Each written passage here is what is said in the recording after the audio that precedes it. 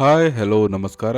ಇದು ಸ್ಪರ್ಧಾ Kannada YouTube channel. ಸ್ನೇಹಿತರೆ, ಪ್ರತಿದಿನದ ಪ್ರಚಲಿತ ಘಟನೆಗಾಗಿ ತಪ್ಪದೆ ನಮ್ಮ ಯೂಟ್ಯೂಬ್ ಚಾನೆಲ್ನ ಲೈಕ್ ಮಾಡಿ, ಶೇರ್ ಮಾಡಿ, ಸಬ್ಸ್ಕ್ರೈಬ್ ಮಾಡಿ. ಬನ್ನಿ ಸ್ನೇಹಿತರೆ, ಇದು ಜನವರಿ 29, 2025 ಪ್ರಚಲಿತ ಘಟನೆಗಳು. ಮೊದಲನೇ ಪ್ರಶ್ನೆ, ಇತ್ತೀಚೆಗೆ ಜಪಾನ್ ನಂತರ ಯೂರೋ ಡ್ರೋನ್ ಕಾರ್ಯಕ್ರಮದಲ್ಲಿ ವೀಕ್ಷಕ ಸ್ಥಾನಮಾನವನ್ನು ಪಡೆದ ಎರಡನೇ ಏಷ್ಯನ್ ಪೆಸಿಫಿಕ್ ದೇಶ ಯಾವುದು? ಸರಿಯಾದ ಉತ್ತರ ಭಾರತ. ಮುಂದಿನ ಪ್ರಶ್ನೆ, 2027 ವೇಳೆಗೆ 10 ಮಿಲಿಯನ್ TEU ಅಂದರೆ 20 ಫೂಟ್ ಇಕ್ವಲೆಂಟ್ ಯೂನಿಟ್ ಹೊಂದಿರುವ ಅಗ್ರ ಜಾಗತಿಕ ಬಂದರುಗಳಲ್ಲಿ ಭಾರತದ ಯಾವ ಬಂದರು ಸೇರಲಿದೆ? ಸರಿಯಾದ ಉತ್ತರ ಜವಾಹರ್ಲಾಲ್ ನೆಹರು ಬಂದರು. ಮುಂದಿನ ಪ್ರಶ್ನೆ, ಭಾರತದ ಒಟ್ಟು ತೆರಿಗೆ ಆದಾಯ GTR ಗ್ಲೋಬಲ್ ಟ್ರೇಡ್ ರಿವ್ಯೂ 2023-24 ಹಣಕಾಸು ವರ್ಷದಲ್ಲಿ 10.8% ಹೆಚ್ಚಾಗಿ ಎಷ್ಟು ಲಕ್ಷ ಕೋಟಿ ರೂಪಾಯಿಗಳಿಗೆ ತಲುಪಿದೆ ಎಂದು ಅಂದಾಜಿಸಲಾಗಿದೆ? ಸರಿಯಾದ ಉತ್ತರ 38.40 ಲಕ್ಷ ಕೋಟಿ ರೂಪಾಯಿ. ಮುಂದಿನ ಪ್ರಶ್ನೆ, ವರ್ಲ್ಡ್ ಜಸ್ಟಿಸ್ ಪ್ರಾಜೆಕ್ಟ್ ಬಿಡುಗಡೆ ಮಾಡಿದ 2024 ಕಾನೂನು ನಿಯಮ ಸೂಚ್ಯಂಕದಲ್ಲಿ ಭಾರತ ಯಾವ ಸ್ಥಾನವನ್ನು ಪಡೆದುಕೊಂಡಿದೆ?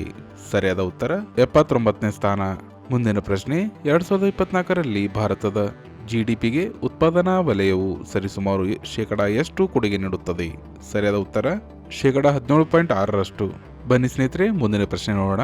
ಸೈಬರ್ ಭದ್ರತಾ ಸಹಕಾರದ ಕುರಿತು BIMSTEC bay of Bengal initiative for multi sectoral technical and economical corporation ತಜ್ಞರ ಗುಂಪಿನ 2ನೇ ಸಭೆಯನ್ನು ಭಾರತ ಎಲ್ಲಿ ಆಯೋಜಿಸಲಿತ್ತು? ಸರಿಯಾದ ಉತ್ತರ ನವದೆಹಲಿ. ಮುಂದಿನ ಪ್ರಶ್ನೆ, ಇತ್ತೀಚೆಗೆ ಯಾವ ಸಚಿವಾಲಯವು ವೃಂದಾವನದ ಬಂಕೆ ಬಿಹಾರಿ ದೇವಾಲಯಕ್ಕೆ ವಿದೇಶಿ ಕೊಡುಗೆಯ ಅಡಿಯಲ್ಲಿ ಪರವಾನಗಿ ನೀಡಿದೆ? ಸರಿಯಾದ ಉತ್ತರ ಗೃಹ ಸಚಿವಾಲಯ. ಮುಂದಿನ ಪ್ರಶ್ನೆ, ಇತ್ತೀಚೆಗೆ ಯಾವ ದೇಶವು ಕೇಂದ್ರ ಬ್ಯಾಂಕ್ ಡಿಜಿಟಲ್ ಕರೆನ್ಸಿ ರಚನೆಯನ್ನು ನಿಷೇಧಿಸುವ ಕಾರ್ಯಕಾರಿ ಆದೇಶವನ್ನು ಹೊರಡಿಸಿದೆ? ಸರಿಯಾದ ಉತ್ತರ ಅಮೆರಿಕ.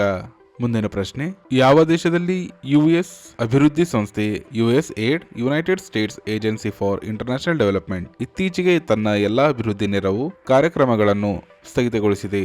ಸರಿಯಾದ ಉತ್ತರ ಬಾಂಗ್ಲಾದೇಶ್. ಮುಂದಿನ ಪ್ರಶ್ನೆ, ಇತ್ತೀಚೆಗೆ ಅಲೆಕ್ಸಾಂಡರ್ ಲುಕಾಶೆಂಕೋ ಸತತ 7ನೇ ಬಾರಿಗೆ ಯಾವ ದೇಶದ ಅಧ್ಯಕ್ಷೀಯ ಚುನಾವಣೆಯಲ್ಲಿ ಗೆದ್ದಿದ್ದಾರೆ? ಸರಿಯಾದ ಉತ್ತರ ಬೆಲಾರಸ್. ಬನ್ನಿ ಸ್ನೇಹಿತರೆ, ಮುಂದಿನ ಪ್ರಶ್ನೆ ನೋಡೋಣ.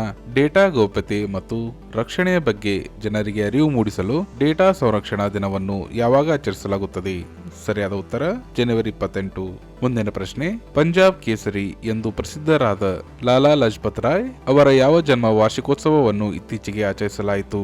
ಸರಿಯಾದ ಉತ್ತರ 160ನೇ.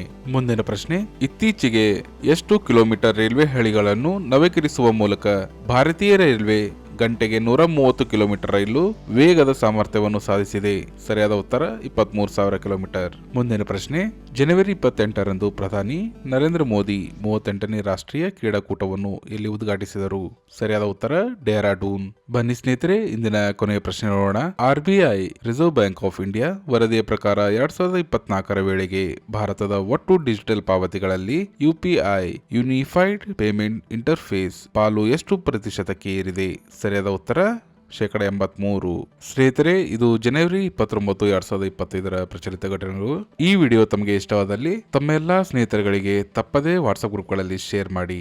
ಹಾಗೂ ಇದೇ ತರಹದ ಪ್ರಚಲಿತ ಘಟನೆಗಳಿಗಾಗಿ ತಪ್ಪದೇ ನಮ್ಮ ಯೂಟ್ಯೂಬ್ ಚಾನೆಲ್ನ ಲೈಕ್ ಮಾಡಿ, ಶೇರ್ ಮಾಡಿ ಹಾಗೂ ಸಬ್ಸ್ಕ್ರೈಬ್ ಮಾಡಿ. ಧನ್ಯವಾದಗಳು.